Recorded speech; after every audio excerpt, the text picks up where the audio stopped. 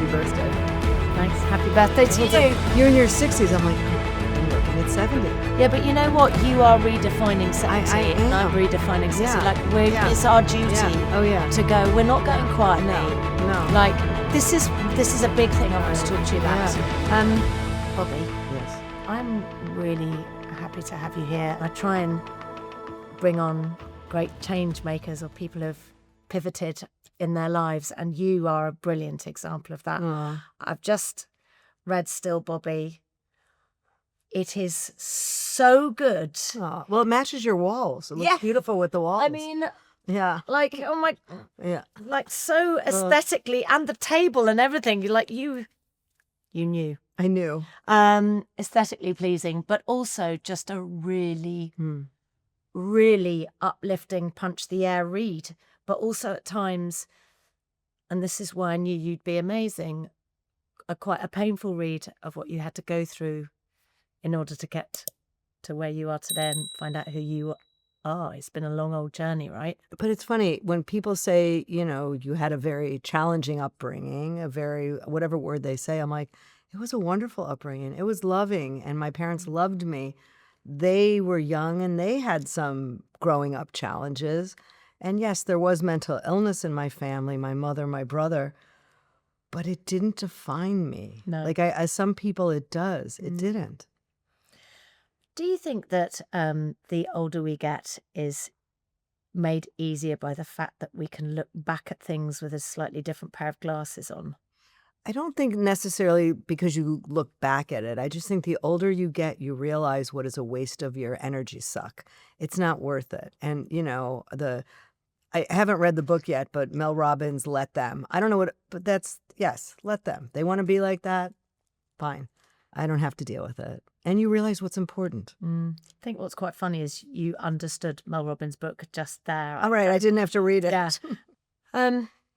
I mean, let's just talk about your childhood. So you have a brother and a sister, or had a I had a brother sister. and I have a sister. Yes. And but you're the oldest. Right. What was your experience of being the oldest child like? I never really thought about it. I mean, if I had to choose, I would choose to be the oldest again. I never had a great relationship with my younger brother. We fought from the second he came home. And my sister and I were like mother and daughter. I mean, she's definitely my best friend. Oh, God, that's so nice to hear. Yeah, and we're very different. I always say she's a nice version of me. She is so nice. She can't help herself. She was a special ed teacher, turned massage therapist. Now she's a health coach. And so she grew up, watching my mom and her issues, where I kind of followed my passion and kind of flew the nest. She stayed around and took care of a lot of things, and it's no secret that she's, someone that nurtures other people for a living. How old was your mum when she had her first breakdown, and how old were you? I was in 7th or 8th grade. What age is that? I don't even know. 13. Oh, okay. 13, 14. Yeah. And so my mother was 20 years older than me. Never showed anything before.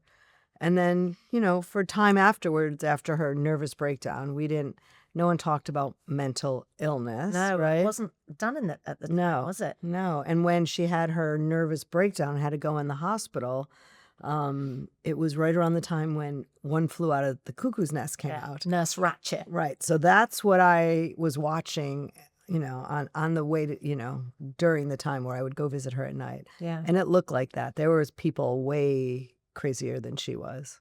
You mentioned that she was on lithium, and Yes. that is such a tough drug to see someone on, because it's a dissociative drug. It's really, unbelievable. Isn't it? What was that like for you as a young girl? Well, she had this depression. I mean, I hadn't seen the manic. She hadn't been manic then. It just started out with depression. So that was hard seeing a different mom, sitting there making pot holders, waiting for her group therapy. And, she had been through a lot. She wasn't diagnosed yet, but they treated her, and she did have some shock treatment, Yes. And that was always done in those days, wasn't it? Yeah, that's what they did.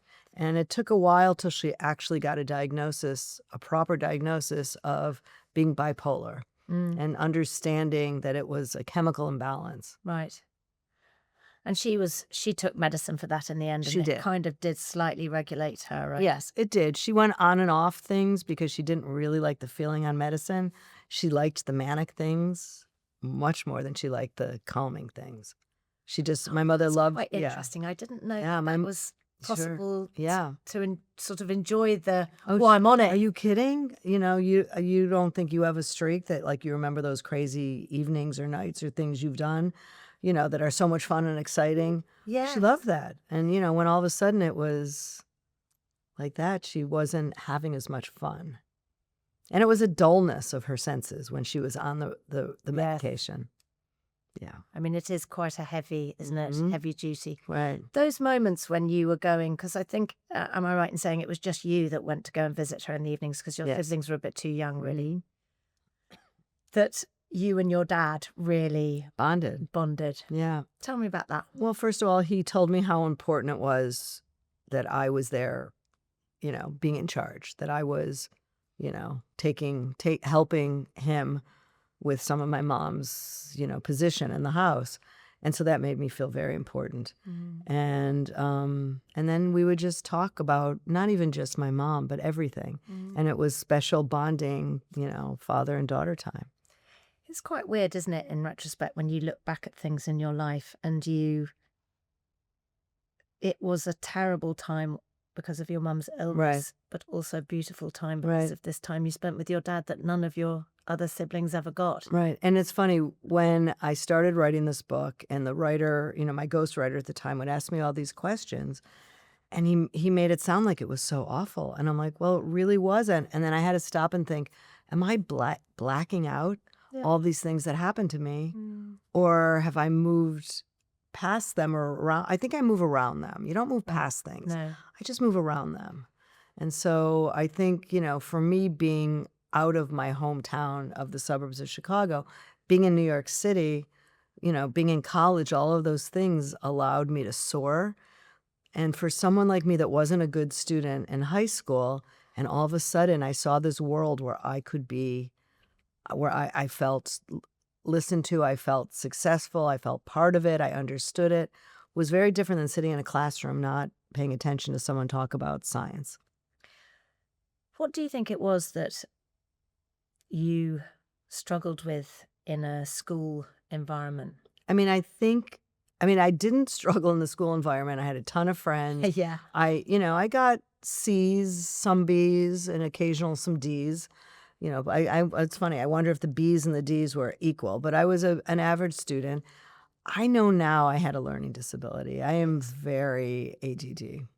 Right. And if I had a teacher that was boring, I just zone out, or if it's like, still to this day, I cannot read a pamphlet to know how to put something together, but if someone shows me, I could figure it out.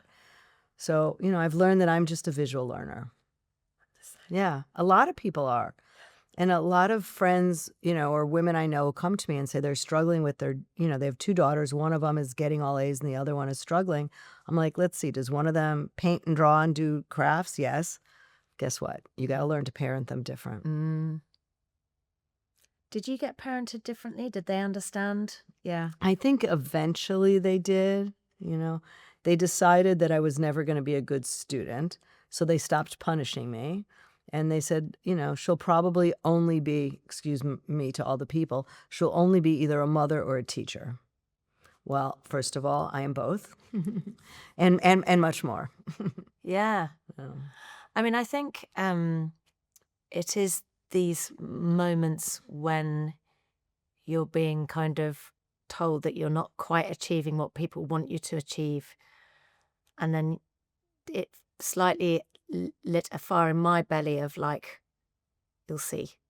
Yeah. I knew I had something to offer, but I wasn't quite Right. sure what it was. And I realize I still to this day, like, why? Like, my friends who are my age, who maybe aren't working anymore, say, why do you think you have to do this? I don't think I have to do No. it. I just want to do it. Yeah. This is what I'm doing. You guys, why do you want to go play cards in a room? Because you want to, and that's okay. I don't. Bobbi, there's so much proof now as well. I know I'm going a bit past and present, but that's how I roll. But there's so much proof now that actually keeping your mind active for as long as you possibly can is incredibly good for your brain health. Well, then I'm going to live to 300 because I cannot shut my brain off. I'm sure you can't either.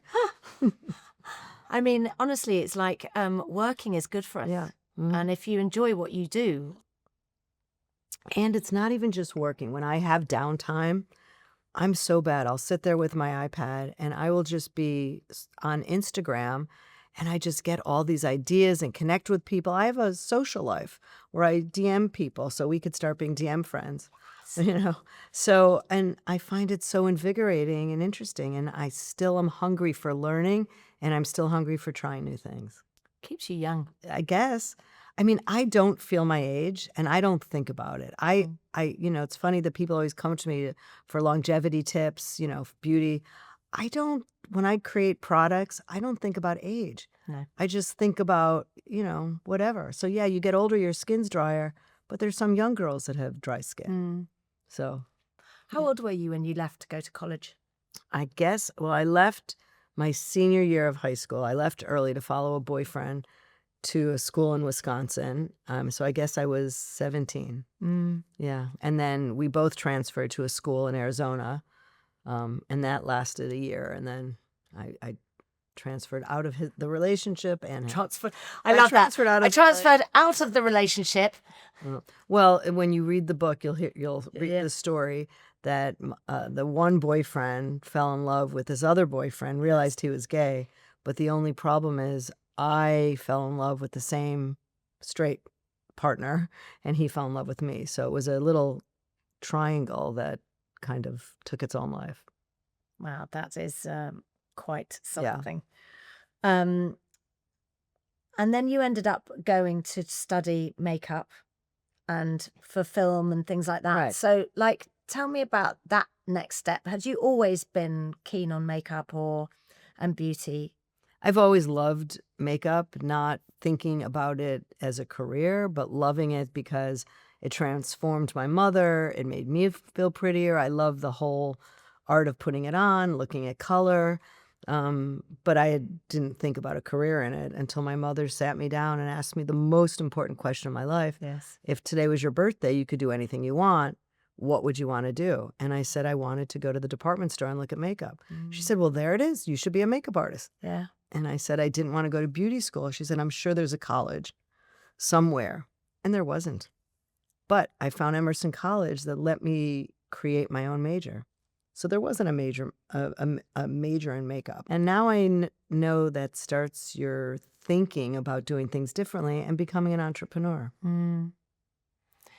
I think what I love about, how old were you when you met Stephen? I was 30, 30 and a half. Yeah. So you'd been through college. I've been through college. You'd done your makeup. You were working in the fashion industry. Yeah. Can I just say, channeling a bit of Carolyn Bessette, there's a picture of you and I was like, wow, yeah, with that, the hair at the desk and everything. I was like, She was one of my beauty role models. Yeah, me too. Yeah. Yeah. So stylish. Simple. So simple. Yeah. I always, which is kind of the French thing, I always loved the simplicity of things. Yeah. And you went into the fashion industry, but how was that for you? Because that is a really interesting, crazy, I mean, I worked in the kind of modeling side of it. Yeah. I loved it. It was super fun. But how was it for you? I mean, it was super fun, super interesting.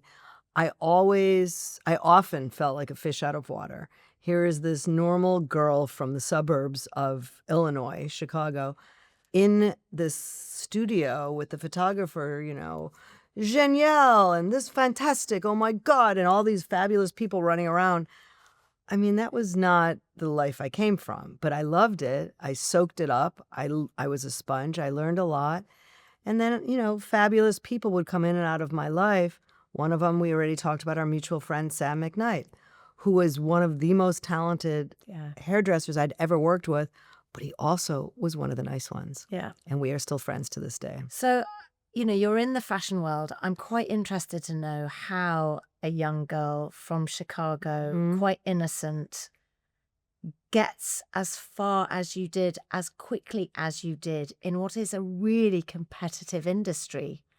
So I Yep. know obviously you're good, but Well, I there's so wasn't that much- good in the beginning. I got better. I wasn't that good in the beginning. I was more trying to figure out how to do this thing instead of realizing I know how to do it. I should just do it my way.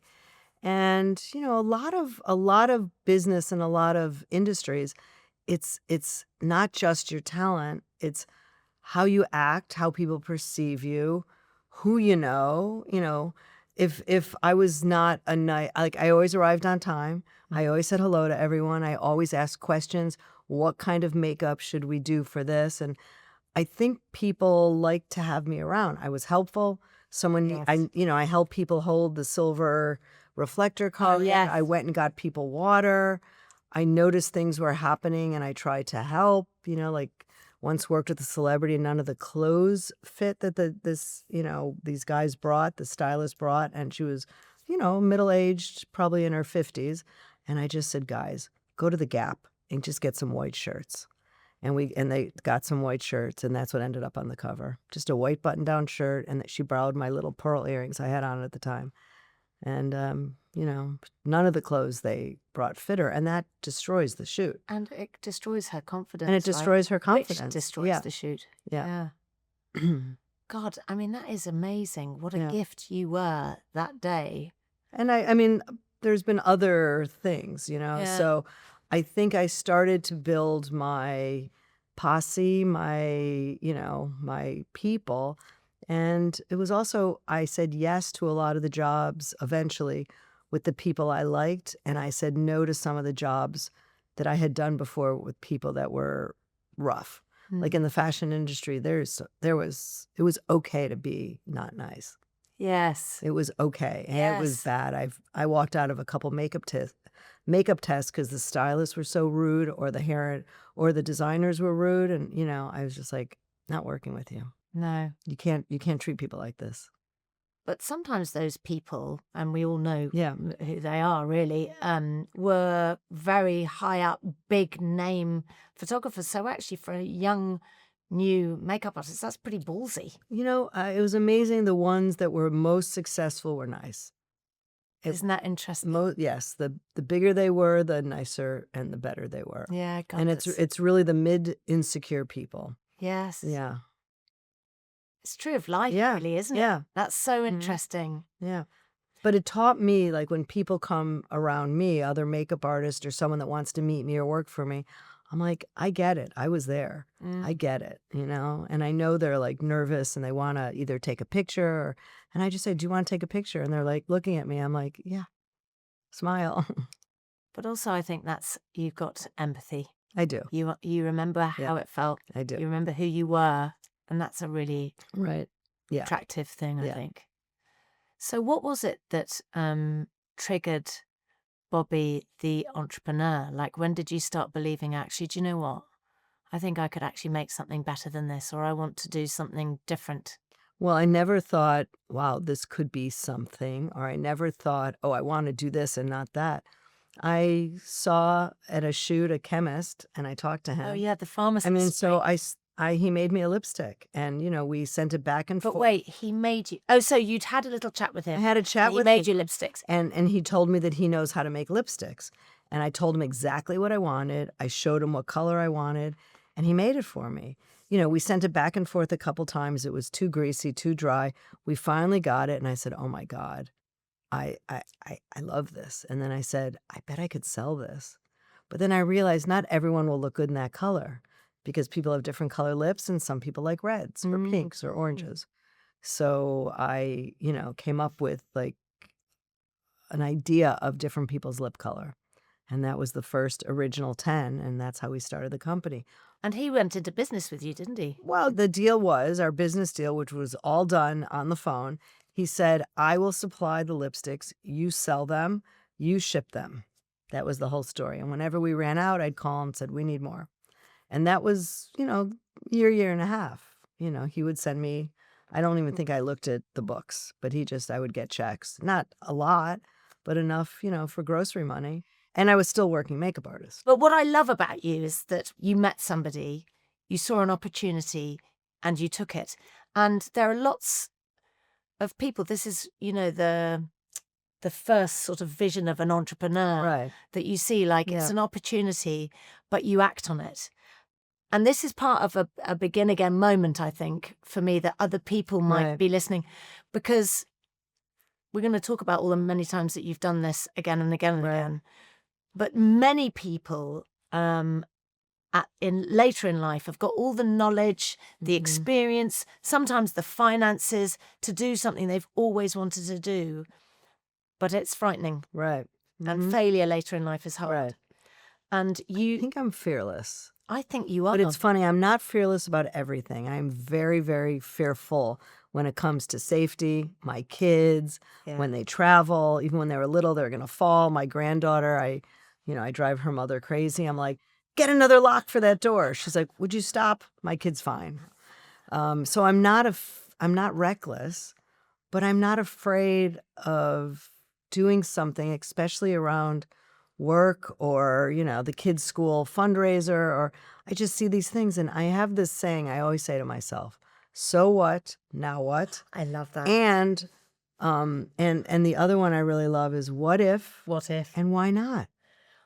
Why not? A friend of mine that's got why not tattooed here. Yeah. Yeah. I love that. Yeah. Mine's in here. I don't have to tattoo it anymore. Yeah. So good. Yeah. So the pharmacist and you did this little business. We're in a year and a half. And then where does it go? Well, then I met a woman at a party. And was she the glamour lady? No, the glamour lady wrote about the lipstick. So we got a lot of orders. Can we just talk about the glamour lady? Because that is amazing. The editor. So I had lunch with the beauty editor of Glamour magazine. And she was, a friend. She had a new baby. I had a new baby. So we just got together to talk. And she said, what else is going on? I said, I'm working on this little thing. And I told her, she goes, can I write about it? I'm like, why would you want to write about it? Duh. Now I know it's called PR. Right. So she wrote about it and we got a lot of calls. And then I don't remember if it was before the Bergdorf lady I met. Yeah. I think it was after. And then during that time, we became friends with this couple and they brought us to a party. He was in the cosmetics business. She was at a PR firm. And the woman who invited everyone to the party went up to me and I gave her a gift. Thank you for inviting me. She goes, oh, I'm a big fan. I remember saying, how do you know who I am? She goes, oh, I'm in the beauty business. I'm the cosmetics buyer at Bergdorf. And I said, oh, I'm working on this line. And she goes, oh, we should take it. And that's when we joined with this couple as partners and had to find a much more traditional way to have a business deal. 50% does not work. No. Yeah. So we had to redo the lipsticks and we found a lab. Do you want to know how I found the lab? Yeah, go on. I was in an elevator in my building and a woman came, door opened. She comes in. I said, hi. Sharon, her name is, says, hi. And I said, oh, do you live here? Yes. And I said, what do you do? She said, I work at a cosmetics lab. Stop it. I said, do you have a card? And they did my lipsticks for decades. I mean, but this is what I mean. You don't ask. If you don't ask, you wouldn't know. Get, right? Right? Yeah. You're not supposed to ask as many questions anymore. My kids have informed me, like if you get into a taxi cab, you can't ask the driver where they're from. It's politically incorrect. So, I'm very curious. But I still do that. Yeah, I do too, because I find people's story interesting. Me too. I'm still asking people that. All right. Well, I am too, and they're not around. And they quite like talking about where they're from. Of course. I mean, my grandparents came from another country. Yes, exactly. Yeah. So you've done this lipstick line, Bergdorf Goodman. It's all go. You're in a department store on a table. And you know what I love? You also had your first child. You're carrying your child. You're at Bergdorf Goodman. Right. You're like bossing at life. Oh, I was pretty much, I was a deer in the headlights. I didn't know what a boss was. And no, I was deer in the headlights. I was wearing a big Armani green jacket that was way too long for me that my dad bought me for my 30th birthday. I thought I was, Melanie Griffith and Working Girl. Cool. Yeah. And I had this baby. But you know what? As soon as the event was over, of course, I was exhausted and depleted. Yes. Went right home, put my mom outfit on, probably my robe. And I just was like, all right, now what? My second job, being a house mom. And is this the point where Stephen starts going, yes, you can? He always, because first of all, we've been married 37 years. And every time I'd say, oh my Can I God. just, yeah. And every time I, would say, oh my God, Stephen, I have to do this and this and this and this. He goes, stop. You're not doing it now. You're sitting here now. Stop, relax. And he's helped me a lot in things like that. But it's his way of, he doesn't realize it, pushing me to do more. Yeah. But because he knows you. Yeah. Well, he didn't know me that well. We got engaged in 3 months. So yeah, and married 3 or 6 months later? 6 months later. 6 months later?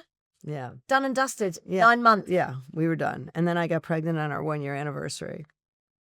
Amazing. Yeah. But I think it is possible to meet somebody and know them. Yeah. Yeah. It was comfortable the second I met him. It was like this. Right? It was like this. Yeah. Do you know him in the same way? I think so. Yeah. I mean, I think so. What would he say about you if he was to go, oh, Bobbi does this for me that nobody else can do? I don't think he's ever maybe thought of that. I just think we are incredibly great partners. Yeah. And after 37 years, and trust me, to still say that like you just did. Yeah. And trust me, I annoy him. Oh yeah, I mean, but in ways that I'm not always present. I'm constantly, I've got so much going on, and I really try to be present. So he'll say something, or I'll ask him a question, he'll answer me. 5 minutes later, I ask him the same question. He's like, "You weren't listening," and I'm like, "No, I wasn't. I said, but I'm really, Stephen, I'm listening now." And sometimes he'll tell me, and other times he'll say, "Forget it." So he keeps me on my toes. But it sounds like you do with him. I mean, it sounds like he's quite in control of everything, and he's quite solid in himself, and that you respect him, but you're also, because of what a go-getter you are, he respects you. Oh, he totally does. Do you know what I mean? It feels very balanced. It is very balanced. It is very balanced. I do say yes to him more than I would like to. He is I did say no to him tonight. He wanted to go to the theater at 7:00 tonight. I'm done working at 6. I didn't sleep well last night. Yeah. And I didn't even know what play it was. I just was like. But also I think that's you've got to take care of yourself. Yeah. And if you can't take care of yourself mentally, physically, then you can't take care of anybody else, right? That's 100% true. When you're a matriarch. Right. But as a working makeup artist mom, I would have to, no matter what, turn myself like this. I'd be in a store during a personal appearance, and there's hundreds of women, taking pieces of you and the makeup artist. And then my husband would come in with the babies on the stroller. I couldn't just say, I'm tired, I want to lay on the floor. I just had I had obligations that I wanted to meet, which was to be a mom and to be a partner to my husband. He wanted to go do something. I went. And it did end up giving me infusion, being with the family and being quote unquote normal. Right? Because when you're in an event and you've got all these people pining over you. Quite mad, right? And it's not normal. No. You do it. I mean, you know the feeling. And then when it's done, you're like, you're depleted. Depleted. So, Bobbi Brown Cosmetics. Yes. You've heard of them? Yes. So how was that born? And was it actually, do you know what? I want to expand. I can do more. No, I never said that. What did you want to do? It just happened. How did it just happen? Well, we launched in Bergdorf Goodman. the story is, which I could tell in my sleep, is we thought we would do 100 lipsticks the first month. Yes. We did 100 the first day. Yeah. All right. So it was a moment, and then we started this little company, and then it was doing so well at Bergdorf, we added lip pencils. Then Neiman Marcus asked us to go there, and we just started. I was still a working makeup artist. I was still a commuting mom in New Jersey. It was pretty exhausting. My husband had gone to law school because he was in the real estate market, and it crashed. And he was like, I have to get a job. And I just looked at him. I said, that's the stupidest thing I've ever heard. I can't imagine you having, one of those jobs with an overcoat and a briefcase standing at the bus or the train. I'm like, no way. So he went to law school, which turned out to be a great thing. But so I kept working because we had to pay the mortgage. Yeah. Yeah. And so it organically just expanded. It organically expanded. It did. It did. And then, I've never stopped being a makeup artist. Yeah. Because it's really my passion. It's what I love. I think one of the things that I've noticed with people that I've spoken to is the anguish that people go through having called their business their own name. And then eventually at some point having to let go of the love, care and attention that you would put into your business with your name. But even if it was called Green Couch, I would still feel the same angst I felt. Oh, really? Do you think so? I do. Because it's still, what's the difference? Okay, the good news, it was in my name, and I am still that person. So, it was very strange at first, but I never felt bad that I sold my name. I know what I was doing. I kind of didn't really mean about you selling your name. I think what it was that you had so many things that you would never do with your business that was your name. Oh, no, that was hard. Yeah. That was hard. That was really just the end of my working there, because for most of the years I was so in control. Can we go back, in fact, to when Estee Lauder did kind of come to you? So you literally started properly Bobbi Brown Cosmetics kind of 4.5 years before. Right. And you got to a point where we were beating them in the stores. We were the number one line. And it was all the rage. It wasn't all there was no such thing as an indie makeup brand. Yeah. So it was us. And maybe I think MAC was in the market back then. And Lauder had bought half a MAC. And I thought, oh, well, we're never going to sell to Estee Lauder. And then Leonard called. And Leonard was the most divine human being. Had you ever met him? No, I never got to meet him, but I've heard about him. Just incredible. Yeah. And so, we sold to Leonard, and with a 25-year non-compete. So I need to unpick that, because that is, when you think about that now, that's absolutely nuts, isn't it? And they don't do it anymore. No. And that you had basically sold very well. We don't need to talk about numbers. Right. You sold very well. And they put in this extraordinary. So let's just explain to anybody what a non-compete is. Anybody that doesn't know. It means, for me, it meant that I couldn't do anything in beauty at all until my non-compete was up. So we're not just talking makeup, we're talking about anything. In beauty. In beauty. No, in beauty. So, and if there was something I wanted to use my name, I would need their permission. So, that was, you kind of feel like you got handcuffs.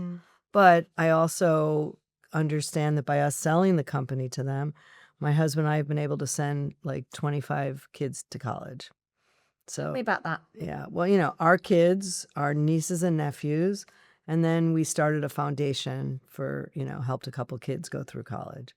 Tell me a bit more about your foundation, because that is a wonderful thing. Well, it's not a real thing. It's just us, when something comes up and it feels right, we offer to pay for college or whatever. Yeah. Well, that's an extraordinary gift. Right. I don't want people sending me letters, because it's really not a foundation. You are never too old to learn something new. I used to be so terrified of tech, but I started using Adobe Express, which is the quick and easy create anything app. And it's one of our sponsors too. And I use it to tell my story my way. It's about impact. Davina, Yes. Did you mean to export this poster of Michael to such a large size?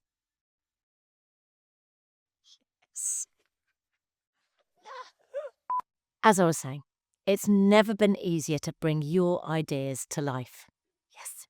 Just checking, these stickers that say ready to wear, they're also for you too? Yes, those are for me. Merchandising is an important revenue stream. I work with Stephen Bartlett. I'm an entrepreneur. Look, whatever your business, side hustle, or random, I've got an idea moment is, Adobe Express gives you everything that you need to design it, share it, and make it real. So head to adobe.ly/Davina to get started. Did she really use their generative AI to turn the cats into DJs? She loves Adobe. I'm glad you've joined me for today's lecture.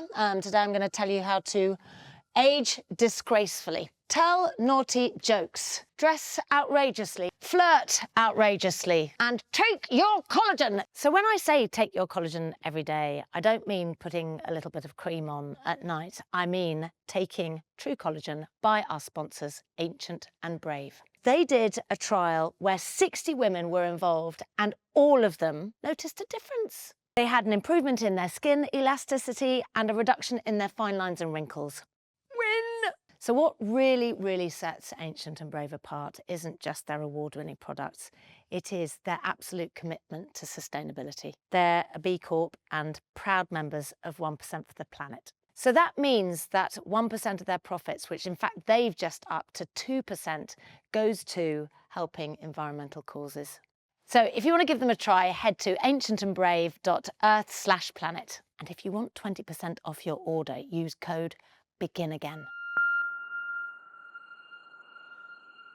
So it changed, your life, other people's lives in an amazing way. But I really enjoyed reading about the kind of conversation that you guys had about, okay, so this compete, what does it mean to us? And you were talking about your age, Right. and how can you just explain to everybody the kind of thought process that went through, like, should I sign this or not? Well, I thought about it for a second. My husband said the deal's done, all the terms are agreed upon. However, they want you to sign a 25-year non-compete. And I had never even heard of a non-compete. No. Who would ask me not to work? And 25 years, I started counting on my fingers. And I'm like, oh, I'm not going to want to work when I'm in my 60s. And I was like 59 and a half when I left the company. Yeah, on the verge of 60. And isn't it funny when we're younger? It's like, I think for you and I in our generation, 60 was retirement. Yeah. Like I was Yeah. the same. I'm very close to 60. There's no way I'm stopping. Like, I Right. can't imagine that Right. now. And because- 60s are better than 50s. Yeah, and because I enjoy it, right? Yeah. Like, I'm really having... Is it better than 50s? I've had such a me. good time in my 50s. Yeah. Bobbi, Yeah. thank you. Yeah. As long as you keep yourself healthy, and you really have to keep your body limber and, engaged. I mean, I don't let people put my luggage on the airplane. I do it. And I'm 5 foot tall. I get it down too. Because I want to be able to do it. How much do you work out then? Not as much as I would like to because I've been so busy, but whenever I can, I will book myself with a trainer because I know myself when I go do it by myself. I'm like, oh, Yeah. I have to do this and then I have to do, yeah, Chat. something. So I like to have a place that I have to be at. Yeah. So I do that, a couple times a week. And then I walk the other days. I was going to say, Yeah. you live an active life. I do. You're always on the go, standing, not sitting all the time. Right. And my husband and I, when we're on holiday, we shower in the morning. We get our, whatever. I put my tights on, a nice sweatshirt, and we go have breakfast. And then we walk all day until lunch, eat lunch, and we walk again. Shared values. Yeah. Yeah. Every once in a while, I'm like, can we please take an Uber?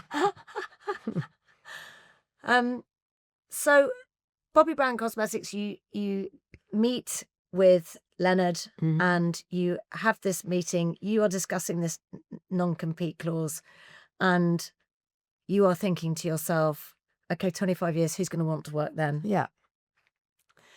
And you sign. Mm-hmm. So what happens then normally with people? So this is another begin again, right? So this is a new phase of your life. You are with an enormous organization, Right. but you have creative control. Right. And you really did. Oh, I did. I had, as it was told to me, complete autonomy. Yeah.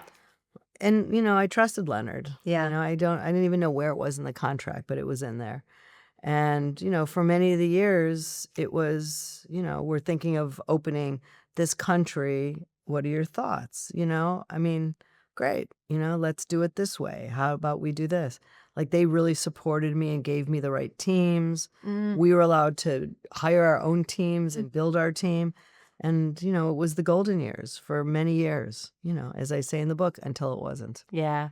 Until it wasn't. Until, you know, some new people started entering the company that were not lauders. I mean, what's interesting, I suppose, is that 25 years is such a long time that it is somebody's entire working career. And obviously there's going to be changes. And I suppose at the beginning when you signed that, you're not thinking about that. You're just thinking, oh, this is great. And I really love you. And we're all... Right. And I was excited about learning more. And I was excited about being more successful. I mean, I look back now at how small the business was when I sold it. I mean, we're at least 10 times bigger already in less of, you know, our new company.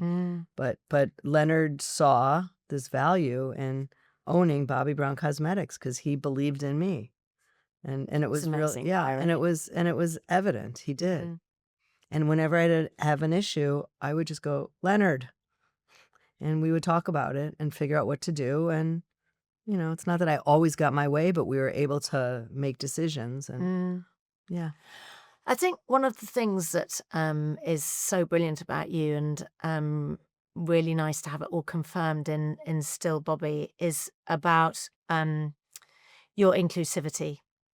You have always been a passionate advocate for looking after everybody's skin, and it's not about changing the color of your skin. It's about matching the color of your skin. And, you know, whatever color your skin is, I always said, when you come to a counter, you have to find your color and you have to find your blush and your lipstick and your eyeshadow.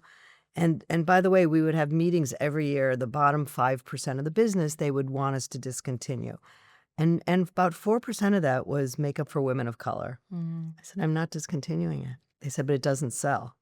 I said, well, then go get me more customers. Like, you know, that was a non-negotiable.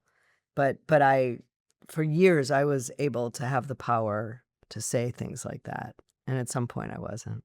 And I think that is one of the reasons why you were so massive, is because people could see that you were providing, a service for everyone. Right. It was like no one was left out. Right. But what happened then? Like they just said, no, we're not. There was a change in... There was a change of the guard, change in leadership. There was a few changes in leadership and things changed.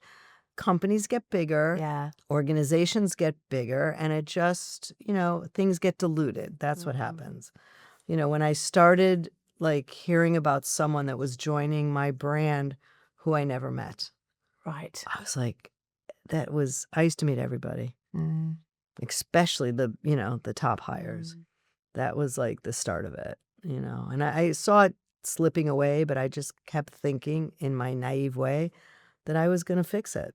You know, I'm like, oh, I got this. I know exactly what to do. And I just couldn't get the groundswell around me to say, yeah, we'll do that. Or they would say it and then nothing would happen. So I don't know, but honestly, I'm so grateful that I went through all the good times. And I'm really grateful I went through the end where it was so tough, because where I'm at now, I would have never been there if I was still at the brand trying to fix it. And, you know. At the end, you did keep trying to go back to fix it. Like it would happen and then you'd think, oh, I'll go away and I'll have a breather. And then you'll come back and you'll go, let's just try and, or you might kind of think, no, I've got another idea. Right. Yeah. Bobbi Brown Cosmetics, I can change it like this. Constantly. And it's so funny. I have this picture of me at my old office and there's a creative board behind me. And it's all the ads I tore out that were fashion ads and some of my photos that I wanted to turn Bobbi Brown into. And I couldn't, we were using these models and retouching them so they look like paintings. It was so like unauthentic. And now I look back at those pictures, it looks like Jones Road, the new brand. I'm like, so I got to do what it was in my head to do. And I always wanted to turn the products clean. And I couldn't get anyone to agree with me. When you say clean, can you just explain what you mean? Sure. A clean brand is that there's 2,500 chemicals that are not allowed in your formulations. And that was done by something in the EU and that was handed over to us in America. So, I'm not the foremost expert on it, but I was lucky enough to get the list. So I would just hand it to the chemist, say, you can't put any of these in it. So a lot of those things were in traditional makeup. And again, this is like a big pivot. It's like I mean, the word that, again, that's coming into my head is fearless. It's like, I want to, well, you leaving was a big deal. How did that come about? Well, one day, I was in the UK to celebrate the 25 years of Bobbi Brown. It was a really great, time, and things were really tough though. So I was fighting with my PR at the time. All sorts of things were going on. It was pretty intense. There was behind the scenes struggles that I didn't know about, and I think they were ready to let me go. But I came here, and then I came home, and I was called up into the building, and I thought they were going to tell me, finally, here are the candidates for the president, because we'd been like going through search for a year and not one candidate. And then I walked into the office and with the person that was sitting there that I was supposed to meet with, and there was another woman there who was, a big head of legal or HR, and she just said, "Here, Bobbi." And I said, "What?" She said, "We're canceling your work contract." And I went, "You're firing me?" She goes, "No, we have a new opportunity for you." And she handed it to me. And I said, "I don't want it." She said, "You have to take it." I said, "I don't have to do anything anymore. You just fired me." And I left. Didn't even think about it. And when I got in the elevator and What went was down, that like? elation. I had like pockets and pockets of photos from all over the world of things that looked terrible that needed to be fixed. Lighting. I said, just go buy light bulbs. We don't have things were really a mess at the end. And, and when I got home, when I spoke to my husband, this woman called my husband and said she wouldn't read it. Here it is. And it was basically saying, we want Bobbi out of the day-to-day, but we want her to be the face of the brand. And this is what really got me. And she has to be available when someone, calls her to ask questions, but she's not at liberty to tell them if she doesn't like something. Gagged. No. And it was a lot of money. And I said no. It goes more in depth in the book. There's a few other things that. Yes. Yeah. So it was, it was a time.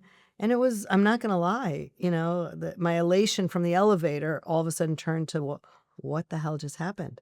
Like, someone like took the rug under me and then someone cut my legs off and my arms off. Angry? My emotions were angry, sadness. Yes. I felt like a failure. Yes. And then I would get little bouts of elation, like excitement, like, oh my God, there could be, but it was very little.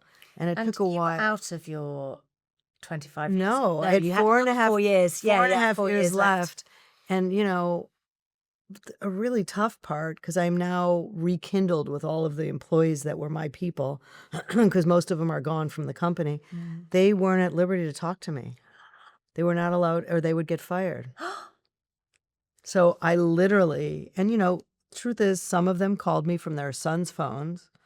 And, wow. Oh yeah, no, it was not pretty. It was not pretty. And I literally rebuilt myself, like emotion by emotion. Okay, let's talk a little bit about that, because again, if this idea of change, something that is so terrifying, something where your back is so far up against the wall, and you're like, no, no, no. But it's a bit like when you are terrified of something and you don't realize you're holding your breath, and then finally you go,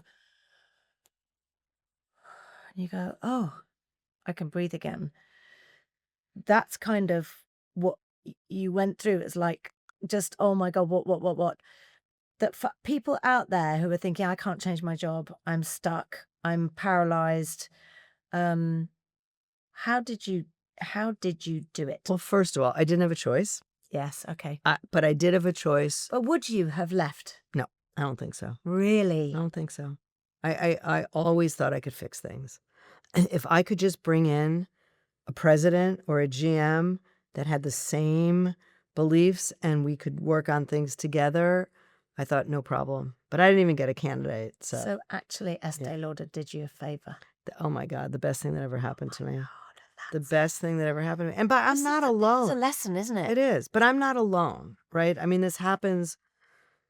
Calvin Klein, Donna Karan. I mean, so many people lose their brands and reinvent themselves. Joe Malone. Yes. So it happens. And now I am the first phone call from any of my founder friends that had the same thing happen. It happens. And by the way, it's their company, not mine. It was hard for me to understand that when I was there. Yes. It was. It was very hard. And not that I would have done a contour palette. I wouldn't have. No, not that I would not. And they did. That was one of the first things they did is they took something. But you know what? The truth is, I'm only talking about this time in my life because I'm on book tour. I don't think about it. I am so moved beyond and past. But can I also just say, Bobbi, I am pleased that you're on here talking about it. Yeah. And I appreciate that it is all in the book. Yeah. I strongly recommend anyone that is thinking about any kind of change in their life to read, because it is so inspiring. Because at this stage in your life, it's never too late. No, it's never to too start late. again. And this is what I love. Yeah.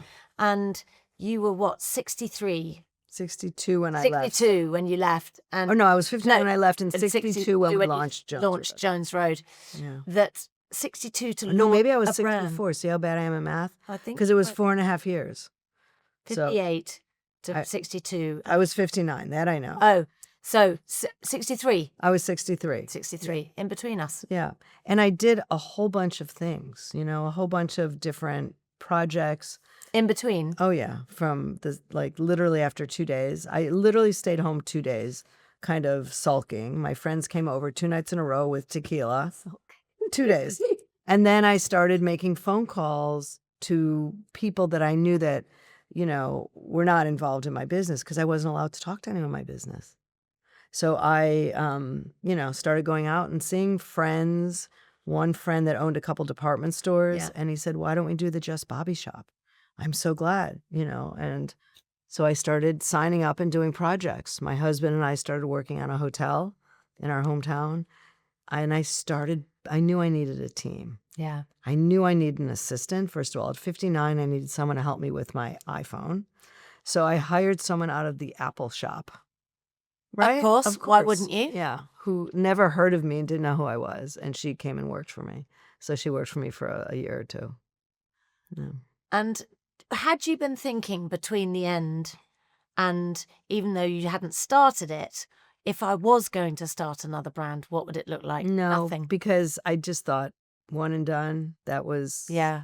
and I thought when I left that no one was going to ever want to interview me again and ask me things like, where do you like to go on holiday?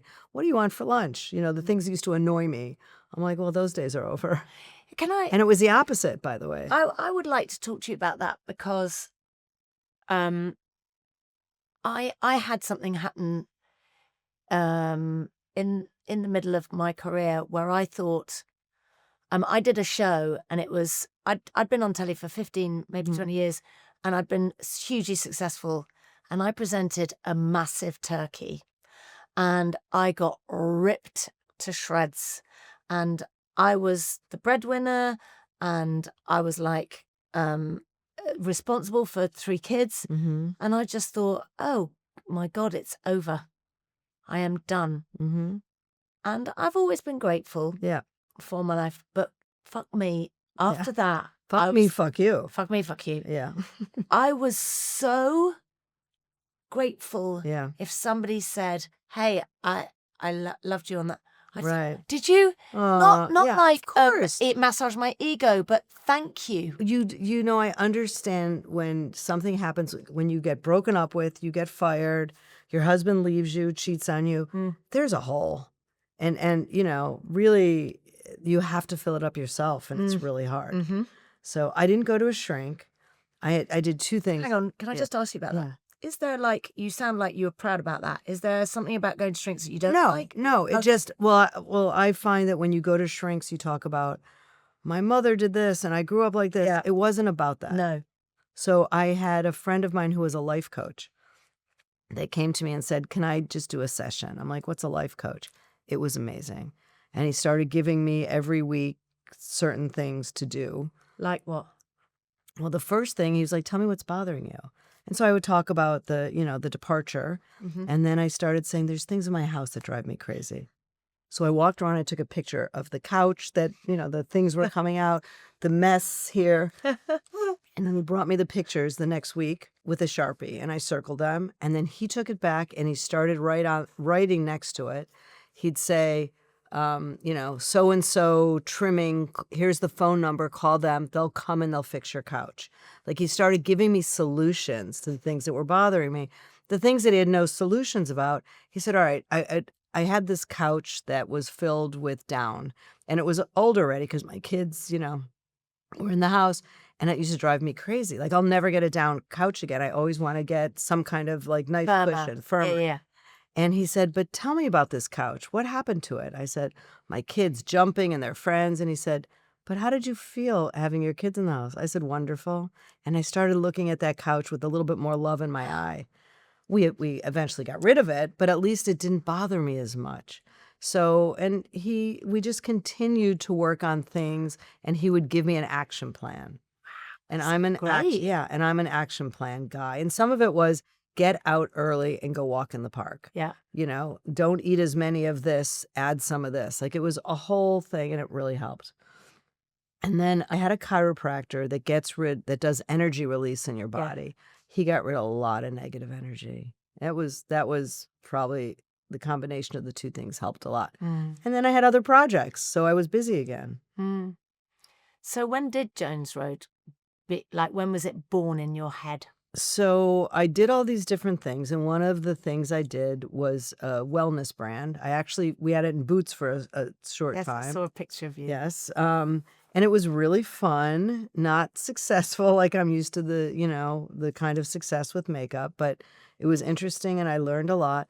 And then I just said, I miss being a makeup artist. So I have a space that's a photo studio. So I would do shoots for this company and hire the models and do all the things. And then I realized how much I missed makeup. Yeah. And at the same time, I got 2 calls that were so incredible. One was from the Indian makeup show, and they flew me over to India to key a couple big giant, shows there. And I did not ever use Bobbi Brown from the day I left. I didn't want to touch it, didn't want to see it. Yes. And I started building a kit, and I realized I didn't like any of the things that were in this kit. Right. And I also got a call from Masterclass to do the first ever makeup masterclass. Great, aren't they, those? They're so good. So that was filmed after I started working with the chemist, and I had little samples of things that eventually turned into Jones Road. And I got to use those on camera, and I'm like, oh my God, this is so good. It was better than anything I've ever used. It worked perfectly with the lighting. So we launched Jones Road October of 20, the day my 25-year non-compete was up. Actually, it was the day after because it was a Sunday. I wanted to launch on a Sunday, but I agreed to launch on a Monday. It was a week before the presidential elections in the middle of the pandemic. But I did it anyways. it kicked off, right? And did. interestingly, you didn't want it to go into stores. No, we're not in stores. We're in one department store, and that's Liberty. You just wanted to be Right. direct to consumer. Yes. Why was that? Because I've done the department store things. I've done the Sephoras, the Ultas. it's a different business and it's a different ball game. And it's not there's a lot of aggravation and not as much reward. So, and I had a platform. Like I didn't Yes. have to do that. Where a lot of young brands, that's how they get discovered. Yes. I mean, the amazing thing is that you did it your way. Right. And I didn't expect it to be anything other than people might like this. Kind of like how I started with the lipsticks. Yes. I never thought, wow, this could be a brand. Yes. But, when I first made Miracle Balm, that was my first Yes. product. And I mean, look at that. I mean, look Right? at that is right. And I would give little samples to my friends and they would call me and say, oh my God, what is this? Because the middle of the pandemic, everyone Yes. looked bad. And you just put a little bit of that on your face. You're like, oh my God, I look so much better. I think the interesting thing about launching Jones Road during the pandemic is Zoom. Yes, You know, 100%. like we were all on Zoom Right. and you bring out something and you go, oh, hang on a minute. God, Right. Look at how I much look better this great. is. Yeah. Yeah. Yeah. And we were all, I mean, how much of the day do we spend looking in the mirror? Not that much. No. You maybe go to the bathroom and you have a quick look. Yeah. But we were in front of a screen Right. looking at Right. ourselves Without hair color. all day. Right. Yeah. Yeah. Mad. Right. Yeah. I learned at least to put my Zoom camera in front of a window Yeah. where other people didn't. Give yourself the light. Yeah. You need the light. So, that's how we launched Jones Road. It's now 5 years. Yes. Can I just say, hang on, Yeah. stay there. Yeah. Happy birthday. Oh, thank you. Oh, thank you. And congratulations. Thank what a you. buzz. Like, Yeah. how's that journey been? How's the 5 years been like? Well, first of all, when we first launched, I thought, I don't want to be a one-hit wonder. Right. Possible. I didn't know if people... I mean, that is the thing, right? It doesn't, Sure. It's not about the money. No, it wasn't about the money for me. And, it was such a different concept. I'm like, are people going to think this is the Emperor's New Clothes, not as much color as the traditional companies? It's not in, over-marketed anything. I always hated cosmetics marketing. Yes. And so I just, wanted to just say, this is what this is what it does. End of story. And this is how you use it. I think the other thing that I love, which is very in that vein, is the packaging. So Simple. cool. It's so cool and simple. By the way, it's stock packaging, so we get to keep our costs down. Right. Because so many companies spend so much money on packaging, which is wasteful. Yes. Yeah. I mean, it's interesting that you're talking about, what did you call it when it was the EU had asked to keep out those, a clean product. But it's a sustainable brand. But Right. I think, is that something that you've got really passionate about? Well, I'm not someone that likes to waste anything. I Right. don't like wasting my time. I Yeah. don't like wasting money. Yeah. When someone says we're going to get you a car service, I want to know how much it is because I know I could take an Uber or a taxi. Yes. It's fine. Yeah. Like I like to compare. Yes. So I'm very practical. And also kind of a gift for everybody else that's working with you. It's like, you're quite different from lots of people we meet that aren't like that. You're very grounded. I'm grounded. I'm direct. And if someone asks me something, I will tell them the truth. Yes. Which is glorious. Yeah. I mean, Yeah. I don't understand how other people don't. No. I really don't. And that's You've a problem. always been like that. I think so. Yeah. And that's why I got along so well with Leonard. I could tell him, Yeah. Leonard, this is what I feel. And he never made me feel that I was anything less than just because I felt something. Where a lot of people in business, you're just a woman. Ugh, you're just too emotional. Can we talk about being a woman in business? Yeah. Like, what are the experiences that you've had where you've been a bit like, holy moly, this is bad? I've never felt holy moly, this is bad. I would sit in situations and I would sit there looking at all these pompous guys in suits, realizing that you guys don't have a effing clue. You just don't. You don't know what women want. You don't really understand this. You just talk louder. I think the interesting thing about you, though, is that your brutal honesty is very disarming. And I would imagine in a room full of men who are used to kind of maybe trying to overpower somebody, Yes. male or female, you know, Yeah. that when you've got somebody who's like, no, I don't agree with that. And Yeah. they're like, Yeah. 100%. 100%. You know, when someone was telling me what women want, I'm like, I don't think so. You know, and then what men love. You know, it's a woman's makeup company. Well, a man wants to find a woman sexy. I said, not all men. My husband thinks I am sexy. I don't have to try to be. yeah. You know. I mean, I think the interesting thing is Mm. that all the people that I find attractive, Mm-hmm. and obviously, I mean, I'm in love with Michael, but you can find Right. somebody, Yeah. there's Mhm. a charisma or something. Right. about Sure. It's confidence. It is. Confidence. And you know what confidence is? It's What? just being comfortable with who you are. Yeah, totally. It's like not like, you know, it's and you know, and we're allowed to be different, right? We're allowed to be different, you know, and still be friends and still work together. And, you know, it's like, I don't know what's wrong with people and I don't know what's wrong with this world. We are allowed to think and believe different things. We talked a bit about learning about who we are. Like, who are you today? I am someone who's very tired because I said yes. Bless you. I said yes to a lot more things than I probably should have. Thanks you know, for saying this. yes to this. I'm glad I said yes Very to this. grateful. But yeah, no, but I would like a week between getting on another airplane. But you know, I get 2 days sometimes, so that's Yeah. okay. but I'm going through this very incredible book tour with an attitude of not I have to do it, but I get to do it.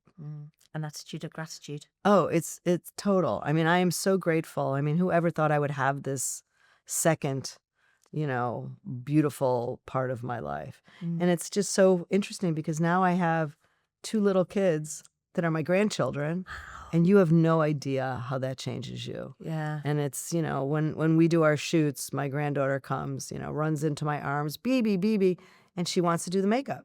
So she's got a brush and she puts makeup on people and then she helps. I style all the shoots. So we've got tables of jewelry, tables of clothes. Lily pulls something out and gives it to the model. Like she's, for 3 years old, she is very confident. But this creative, you know, you saying I style all the shoots has I just do. slightly blown my I mind. edit the shoots. I style, I edit, I book. I don't physically book, but with my You creative choose director, the we models. choose. Yeah. And you know, it's funny. We've been using models over and over again, and half of them are not real models. They're Yeah. beautiful girls that I love. You know, they have a spark. I try to do mostly those girls. Like we have our, you know, our little book of who we like. And every time we bring a new model in, like on occasion, we find someone that could be part of our, you know, our stable. Like, yes, put them in for good. And other times it's like, they were fine, but yeah. Just a question about Jones Road. Like, Sure. if a big company came along and asked to buy it, what would you do? It depends who it is. And it depends what the situation is. You know, I'm not looking to sell the company to go home Yes. and go on a holiday. If we ever, and in the beginning I said, we're not for sale, we're not for sale. But it's a very big business right now. And it's self-funded and it's totally profitable. And I know that's unusual. Amazing. And, you know, I am not looking forward to having partners that would change No. everything. I'm not looking forward to it. You've been burnt. Yeah. I know what it's like to not be in charge. And really the starting Jones Road, it really has allowed me to be in charge again, which is kind of ironic because my second son is the CEO. So I'm kind of in charge again.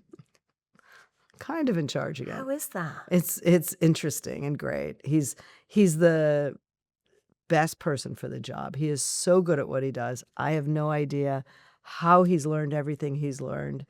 And, you know, he's not afraid to try things. Sometimes he will get my permission, sometimes he won't.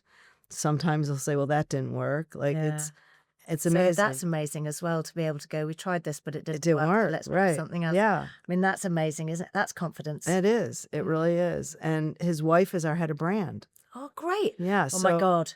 Can I just say Yeah. for you, that would be an important job to give because Oh my God, it's a huge job. It's everything. it's like everything. It's like what's It's right you. for me. It's me. Yeah. And she gets it. And she gets it, but she also pushes me.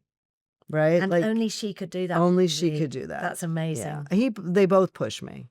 They both push me. And How exciting. I have had to learn new ways of communicating because, it's very easy to Yeah. piss off people that you live with. Yes. So, you have to kind of pull yourself back. Kind of the same situation when I was in a corporation. I'd have to understand, I'd have to push myself back and then figure out how and when to say something. Yeah. And it's really how you say it. It's really the words that come out of your mouth. Something that I'm really appreciating about you actually is you're always learning. Oh my never God, I'm think- always learning. Yeah, you never think I know Yeah, everything. You're like, I may have made a mistake. Right.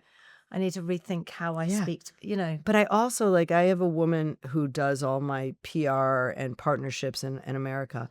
And we're both, she's your age, she's 10 years younger than me. And we're both like, okay, that'd be so amazing. How are we going to do that? Okay, well, that didn't work. We're not taking no for an answer. We're very similar that way. And it's like, okay, it's not happening now, but we will. Can I tell you something that I've said all my life? Hmm. That a no is a yes that hasn't happened yet, Right. unless Mm-hmm. you're in the bedroom. Right. But love I'm always like, Yeah. no. Oh, you just don't know it's a yes yet. Don't worry, you'll change your mind. I'm Yeah. always like, And no never means anything to me. because it also, it might be a no now, Yeah, but I'm not done. no, I'm not done. exactly. Just because someone said no, you don't have to Right. give everything up. Just Yeah. repackage, Right. rethink. Refigure it out. Yeah. Yeah. One more thing. This podcast was about living Mhm. a life you love, so Yeah. you could die happy. And I was just wondering, you are still working, you are still loving life, you are in a very successful marriage, got 3 great kids. Like, what would you like your legacy to be that people are left with of you when you go? I mean, I think I've already achieved it, because people tell me all the time what I've meant to them. And I know people will say, she made me feel good about who I am. Yeah. And she gave me permission to be myself and to go for it. It's a pretty good Yeah. legacy. Yeah. I mean, so I've done that already. So now I got to figure out what You the don't, next now one you can is. just have fun. I am having fun, but I'm not done. There's still things. Tell me what. I don't know. That's the good news. I don't know. There's still things. We're definitely going to be DM friends. Yeah. because Oh, yeah. No. I need to know. I mean, this year I got one of the greatest awards. I've had a lot of awards, but I was times 100, I heard about which that. was like, all right, well, I'm done. I'm not getting a Nobel Peace Prize. So what else is bigger than times 100? I'm like, all right, But I'm you done. don't know. I don't know. There might be something I don't know. Yeah. coming. I could Bobbi. probably, create peace with blush. Just walk around, give everyone blush, smile, feel good. Yeah. Yeah. Blush is everything. Yeah. Blush is everything. Yeah.